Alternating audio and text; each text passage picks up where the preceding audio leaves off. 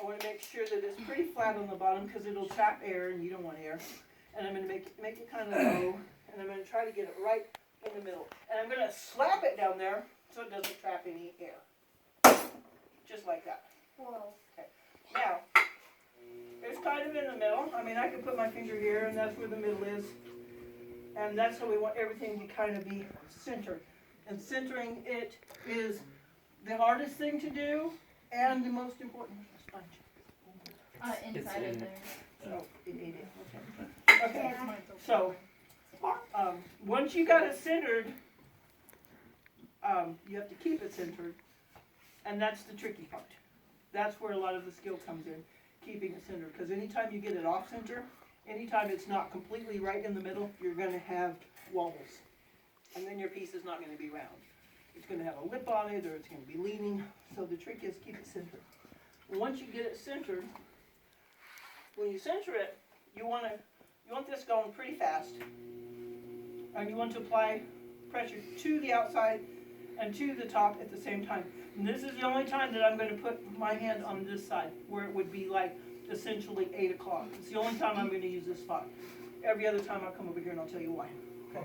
So I'm going to apply pressure here, I'm going to push down, and I'm just going to get that centered. Just like that. See, my hands aren't moving. They're just nice and still. That means it's centered. Okay, and that's where we're going to start. So that's centered. Now, everything else. It looks like a cake. It does. It's clay cake. You don't eat it. Everything else takes place here at 4 o'clock. And the reason is, if you do it over here, when that clay comes around, it's actually coming into your finger, and it will take your finger and it will bend your finger, and you'll have a big hole in your pot. So you always come over here so the clay comes out of your hand, so it comes out of your finger. You see what I'm saying? Do you understand what I'm saying? Okay, so we're going to throw everything over here. First thing is to get a hole right in the middle. You can tell where the middle is because your finger doesn't move. And we're going to go down just far enough to where we don't go through the bottom. About there. Whoa. We don't want to go too far. And when you're starting, it's okay to have a thick bottom because you can always turn that off. Because if you have a thin bottom, you don't have a bottom. So you're going to keep that bottom kind of thick. Okay? And then you're just going to reach inside there and you're just going to pull that, where you have that hole, you're just going to pull that straight towards you. And when you pull it straight towards you... Whoa, it's just like magic. It is magic. I know, Matt, right? Okay, it's just going to come straight towards you. Now, at this point, whenever I turned this wheel on a while ago, my intention was to throw the perfect bowl and not worry about anything. And then this thing came on because the foot feed is missing something, so it comes on automatically. I have an air pocket in my bowl. Let me see if I can feel it. Right there. You see where my finger goes into it? Like that? Okay. I got to get rid of that air pocket.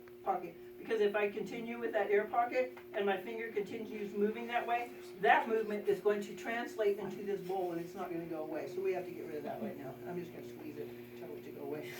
Go away, That's weird. right, go away. All right, that's it then. Okay, look, I almost have a bowl. Yeah, it's a bowl.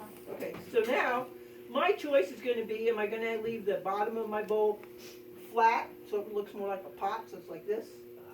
Or am I going to have it more like a bowl shape? I am going for a bowl shape. So I'm going to go in there, grab a little bit of this clay, drag it up to the side here, and distribute it so I have a bowl shape instead of a flat one.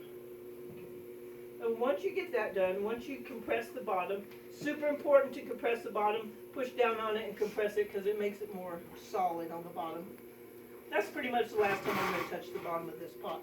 Now I'm going to work on the sides. And all we're going to do is we're going to put one finger across from the other finger, and they got to stay across from each other the whole time. If they move a little bit, you're going to get some wonk in your bowl. Okay, you got to keep them across from each other. And to do that, you brace yourself. You can brace yourself. I use my leg. I brace my hands together with my thumb so that when I come down here and I pull up, everything's all braced. They're not flying around with my bowl. So I'm just going to do that. I'm going to pull that side up. I'm going to go down there and I'm going to do it again. And... Wow, it keeps getting bigger. I know, isn't that magical? I'm going to do it one more time. Okay. So that was that 3 pulls? 3 pulls and I got a bowl. It's amazing. Okay, so that's all I'm gonna do. I'm not gonna mess around with that bowl at all because tomorrow when I come in I'm gonna trim it. So I'm gonna make it beautiful on the outside. Okay, so there's the inside of it. I'm gonna do one more time to kind of make sure that the sides are all nice and even. I'm gonna come up to the top. I'm gonna pinch it with my fingers and put this on top, and that's gonna make a canal or a little place for my lip to be, so it's nice and even across the lip, just like that. And so the lip is nice and straight across the top, and that's it.